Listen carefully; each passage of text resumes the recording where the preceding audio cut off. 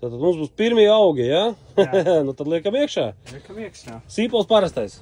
Nezinu, cik parastais, cik neparastais, bet liekam iekšā. Kas tas ir ar specefektiem? Tu zini, kā ir ar sīpoliem, ja? Kā? Sīpols jāstāda, nu tā kā pāri liecoties un starp kājām jāliek. Tad izaugšot tik lielu kā pauti. Pagaidām mums ir šitādi piliena laistīšana, ja? Automātiski. Automātiskām. Ir tikai jāpazvana Larsenam un viss automātiski notiekās. Nu labi. Nu tad skatīsimies, cik te sīpoli būs lieli, ja? Šeit mums ir sīpoli. Vēl tikai drusciņi jāsastāda. Tad rītdien nākam ar tomātus tādiem. Nu redzēs, jāskatās, kāds ir laiks, lai nav pa augstu. Jā. Principā vajag tā, lai nav saunas un lai nav jādomā, vai viņi nosals vai nenosals. Ieliksim šeit termometru un pamērīsim, kādas ir dienas un nakts temperatūras. Tāds ar atmiņu, kas ir.